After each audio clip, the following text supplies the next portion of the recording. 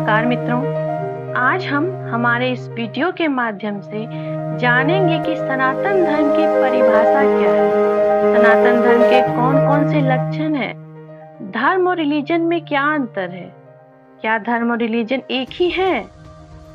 Oxford dictionary के अनुसार religion का अर्थ है अ सिस्टम ऑफ फेथ, अर्थात विश्वास की एक पद्धति। रिलीजन का कोई न कोई एक पैगंबर या प्रवर्तक होता है। रिलीजन किसी एक किताब पर आधारित होती है जिसमें लिखे गए नियमों को अनिवार्य रूप से पालन करना होता है। पालन ना करने वाले को धर्मद्रोही माना जाता है और इस निंदा की सजा दी जाती है, और इस निंदा की सजा केवल मौत है।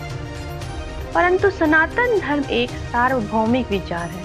सनातन धर्म विश्वास की एक पद्धति का नाम नहीं है और ना ही यह किसी एक किताब पर आधारित है। सनातन धर्म में कोई एक प्रवर्तक या पैगंबर नहीं है। सनातन धर्म तो वह महासागर है जिसमें एक ईश्वरवादी, बहुदेववादी, शैव, शाक्त, वैष्णव आदि सभी आस्थाएं एक साथ बिना किसी द्वंद्व के समाहित है। निरुक्त में ऋषियों को साक्षात्कृत धर्मा कहा गया है, जिसका आशय यह है कि ऋषियों ने अपनी मेधा बल से सृष्टि विद्या के मौलिक तत्वों का साक्षात्कार किया था, अर्थात ऋषि दृष्टा थे, कोई पैगंबर या प्रवर्तक नहीं।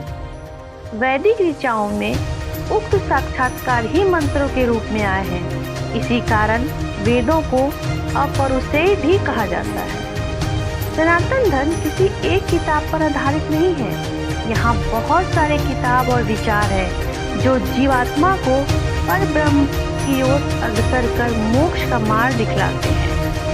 उक्त विवेचना से स्पष्ट है कि धर्म के अंग्रेजी अनुवाद रिलीजन को सनातन धर्म की सम्यक व्याख्या नहीं माना जा सकता है।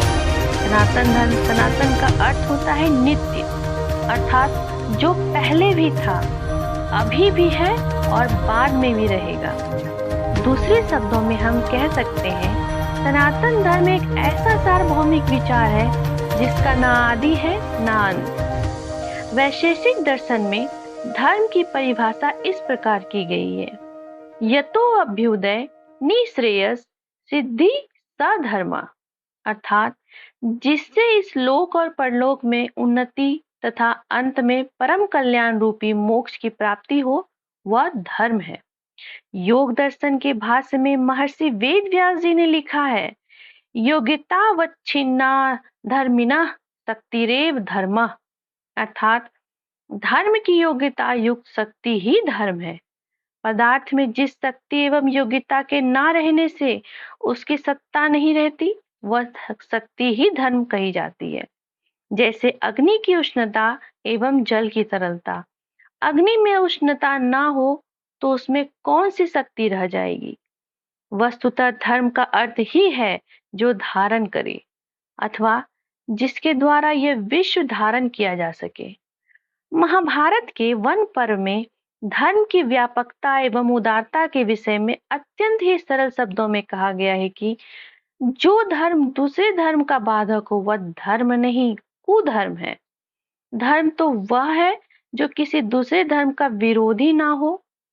इस श्लोक में सनातन धर्म की सभी विशेषताएं समाहित हो गई है। महर्षि मनु ने धर्म के 10 लक्षणों की चर्चा मनुस्मृति में की है। धृति, क्षमा, दमो अस्तेयम, शौच, मिनिंद्रिय निग्रह, धी विद्या, सत्यम, क्रोधो, दशकम धर्म लक्षणम, अर्थात धर्म के 10 लक्षण हैं, जिनमें पहला है धृति, जिसका अर्थ है कठिन से कठिन स्थितियों में भी धैर्यशील बने रहना। धर्म का दूसरा लक्षण है क्षमा, अर्थात निंदा, स्तुति, मान अपमान, हानि लाभ आदि में भी सहनशील रहना। धर्म का तीसरा लक्षण है दम, अर्थात मन को सदा धर्म में प्रवृत्त कर अधर्म से रोक देना। धर्म का चौथा लक्षण अस्तेय है, अर्थात चोरी आदि का त्याग। पांचवा लक्षण शौच है, जिसका अर्थ है राग, द्वेष, पक्षपात छोड़ के अंतर मन को स्वच्छ रखना और जल मृत्तिका आदि से बाहर की पवित्रता बनाए रखना। इंद्रिय निग्रह का अर्थ है इंद्रियों को धर्म में ही रत रखना। धर्म का 7वां लक्षण है धी, अर्थात मादक द्रव्य, बुद्धि नाशक पदार्थों, दुष्टों के संग, आलस, प्रमाद आदि को छोड़कर सत्य पुरुषों का संग करना। धर्म का 8वां लक्षण है विद्या, अर्थात पृथ्वी से लेकर परमेश्वर पर्यंत अर्थात ज्ञान की प्राप्ति की ओर अग्रसर होना। धर्म का 9वां लक्षण है सत्य, अर्थात सत्य जैसा आत्मा में है वैसा ही मन, वाणी एवं कर्म में परिलक्षित होना। 10वां लक्षण है अक्रोध, अर्थात क्रोध आदि दोषों को छोड़कर शांत गुणों को धारण करना। सनातन धर्म में व्यक्ति पदार्थों के लिए 2 तरह के धर्मों की बात कही गई है। एक है नित्य और दूसरा नैमित्तिक।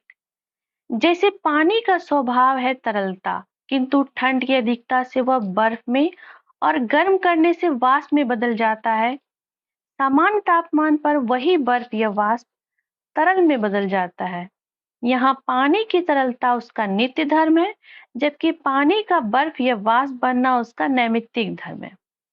श्रीमद् भगवद गीता के अनुसार जीव भगवान की शक्ति का अंश व आत्मा अर्थात चेतन है, जबकि शरीर चेतन नहीं है।